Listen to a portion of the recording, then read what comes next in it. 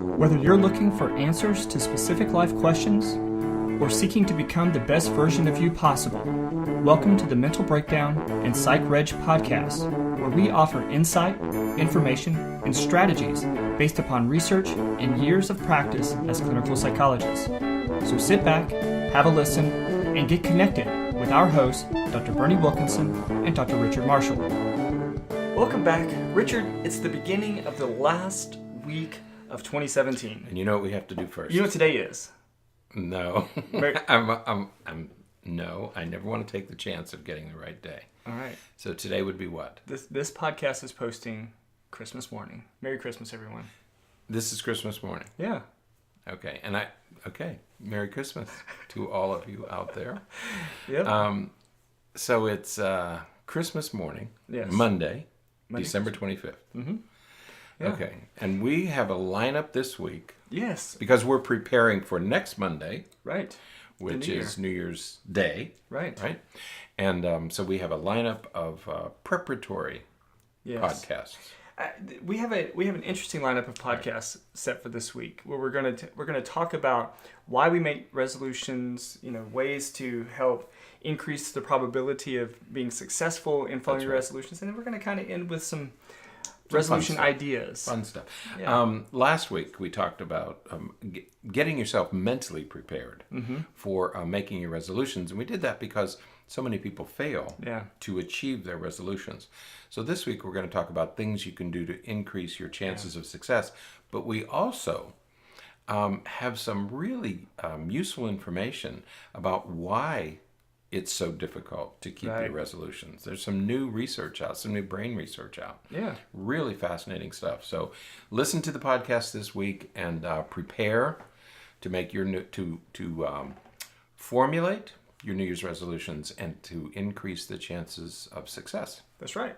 Now we're going to start out this week talking about why we make resolutions in the first place. That's right. And there's some interesting stuff in this one. Yeah. Because I was hoping there would be some stuff published about this. Okay. And what he says, what she says. Yeah. This is written by Lori Dove. We didn't have any trouble with that. No issues with that name.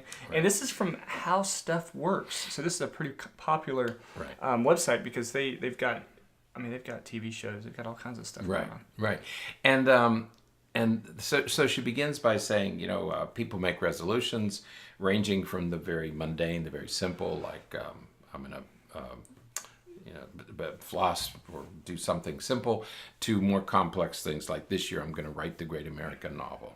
So it ranges from very simple to very ambitious. Yeah. And she said that this must be pretty important stuff because the United States government actually has a website that you can go to, and I went to it. You did? I couldn't find it. Okay, it's like air searching for this page, but they give you numbers to call. But anyway, it lists. He calls it a baker's dozen of resolutions, and it's funny because they're very similar. When you go to the government website, it's I'm going to stop drinking, I'm going to exercise more. So all the typical resolutions that you'll find if you go to the Federal Citizen Information Center. Right. But the link. You get an error message when you go there. So, but it's okay. Maybe that's because only 8% of people keep their New Year's resolutions anyway. So, and so at the beginning of this thing, at the beginning of this article, the first section, it's in 3 sections, and the first section is why we make resolutions. Right. Okay, and this I thought was wonderful. Then we go on to the historical, but the whys are. She says it's a triumph of hope over experience. Right. Because our experience is, we didn't keep the old ones, right? But hope springs eternal. And so she says the first thing is we make resolutions to quantify what we want for ourselves. Right. Okay. So I want to lose weight. I want to do this. I want to do that. So a resolution, because we're always hopeful that life will be better in the next year. You hear so many people say, I can't wait to get 2017 behind me because it was so horrible. Right. So we have hope for the new year. And so we quantify. Second is and this I hadn't thought about before. The resolution allows you to catalog your dissatisfactions. Right. Because your resolutions are about all the things that you don't like about yourself. Right. So it's a catalog of your dissatisfaction with yourself. Yeah, I think it's really important as you pull those two things together that, you're looking back at the things that you haven't been successful. Because we talk throughout the year about change and improving yourself and all that kind of stuff. And, so here's a time when we really formalize it. Mm-hmm. And what we're doing is we're talking about these are things that I maybe tried to change throughout the year and just didn't do a very good job at it. So I'm going to, rededicate myself to it. And yes, it's done by cataloging the things that we're not happy with. The resolutions, it makes us think about all the things we don't like about ourselves. Right. And the third one is that it's a way, by making the resolution, it's our way of erasing past mistakes or past errors. I'm not going to do that again. Right. So these are the sort of the reasons why we make resolutions. Right. Okay. And then she goes on to talk about, and I was, as a student of history, I was interested in this. Yes. A few years ago. I know. 4,000 years ago. Right. So it's not new. Right. Neither the penchant, tendency to make resolutions, and perhaps our failures. But yes, it goes back to 4,000 years ago, Babylonia, which today is known as Iraq. And they had an 11-day festival. It was in March. But it was in March, right? Probably because of spring. Yeah. Okay. The new year begins in the spring. And it was an 11-day festival. And during that 11 days, the Babylonians would make promises to the gods of what they were going to do and how they were going to be obedient and all that stuff. And then we moved to Egypt. The Egyptians did sort of the same thing. When the Nile flooded. Because, that was the beginning of their year. Right. Right? Okay. Yeah. And then we get to our friend Julius Caesar, who created the calendar. Right. The calendar we still use. Sort of that we know today. Yeah. Because what Julius Caesar sort of codified everything and made the month of January the first month of the year, and then in honor of the god Janus. And then because the Catholic Church took over after the Roman Empire, Pope Gregory then took Julius Caesar's calendar and made it the Christian calendar. Right. So January 1st became... So Christmas was December the 25th. It wasn't always celebrated then. Right. But so it codified these two important events. Yeah. Made January 1st the beginning of the new year. So that was in 1582. So along the way, the Romans and the Christians and people would take this first day of and make resolutions. Right. Whatever the first day of their year was, they around that time they set these goals. They tried to appease again for errors from the last year, so that hopefully things will be better this time. And so it's been around for a long time. It's been around. It's not new. We've been struggling with this for a long time. I wonder how many people kept them back then. Probably the same number, I would guess. Human nature being what it is. But that said, I bet that they were a bit more dedicated to it back then. If they felt as though the gods would, strike them down. That's right. If they didn't follow them. It was probably a lot more serious. Yeah. Taken more seriously. Yeah, they probably weren't saying I need to lose 50 pounds.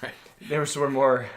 hoping that they would eat that year. That's right. Right. Like, I hope the Nile floods this year, otherwise we're all going to die of starvation. Right. And of course the Babylonians had the Tigris and the Euphrates, so that was their rivers that supplied them with life-sustaining foods. That's what civilization was able to begin, because they could produce food on a reliable basis. Right. It was very important. And the third part of this article is about the psychology of it. And so, we looked at why we make them. Right. We see that we've been, as humans, we've been making resolutions for a long time. And so now we get to sort of the psychology of it, and I like the way that she differentiates this. Yeah, I do too. Yeah, I like what she does, because she acknowledges that we don't typically keep them. And her first bit of advice is, don't make a to-do list. Right. That's not what this is about. Right. And that's a mistake that most of us make, is we say, well, I'd like to do this, and we go through this process. Don't make a to-do list. Right. Yeah, she follows a system that we're pretty familiar with. We really, and it keeps the whole SMART. Right. Okay. Smart. And so she brings that up, and that recurs through many of these Right. articles. If you look, if you were inclined to do a search of New Year's resolutions, you're going to encounter this acronym, Right. SMART, and she mentions it here, so we thought we'd throw it out now and Right. give it. Right. So SMART stands for specific. S is specific. Mm-hmm. M is measurable. Right. A is a way to is attainable. Attainable. Right. Yeah. So you have to make sure that you can right. attain it. R is relevant. It needs to be. It has to be really important to you. Right. Right. Right. And then T is time. You have to. It has to have some type of time attached to it so that you can measure it and you can know when you're meeting benchmarks. That's right. It's not, I'm going to do this next year. Right. It's by March 30th or by February 1st or whatever. Right. So yeah, it takes a little thinking. We talked about that last week, that it takes some planning and some thinking. But if you remember this acronym, SMART, and have that guide whatever decisions you make. Yeah. And so that really is the psychology behind it, because that's the part that's going to keep you motivated, that's going, when we have open-ended goals that are just very generalized and they're not measurable, they're not very specific, we are much more likely to fail than we are if we say, I want to do this. This is what it means. This is what it looks like if I have achieved it, and this is the date by which I want to achieve it. Right. That's right. When it's that kind of specificity, you're much more likely to achieve. That's right. And we're going to talk, as we go through the week, we're going to talk about other helpful hints about how to, they're actually extensions of this acronym. Right. But we'll be talking about that later. Yeah. Mm-hmm. So. Yeah. Well, I think she may have mentioned about attainable. Make sure it's attainable, because that's she said, don't tell yourself you're going to run a marathon.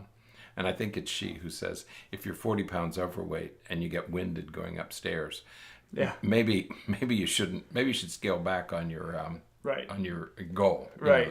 You want it to be ambitious, but you don't want it to be so ambitious that you're going to not. That you're going to fail. Yeah. Don't set yourself up for failure. Absolutely. Make sure it's attainable. Yeah. Mm-hmm. All right. Anything else from this? Because I'd like to start running this year, but I'm not sure if it's attainable. I think it is. But I need to work on that. Oh, it will be. It will be? If you're going to keep walking with me in the morning. I know. You're almost running now. I notice you're increasing the pace a little bit at that time. I'm about two step behind, right? You are. I walk never mind. We'll talk more as we go along. All right. That is it for today. We'll be back. We have much more to talk about with resolutions. Lots to do this week. Make sure that you're checking us out in our various locations, Twitter, Facebook, YouTube, iTunes, all those different places. Subscribe, follow us, write reviews, rate us. That's all great stuff. Share us with the people that you think may be interested in talking about this stuff as well.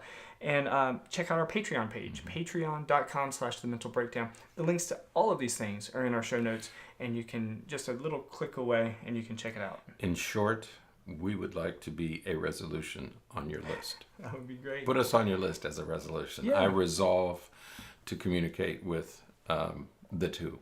The two. We're known as the two. Okay.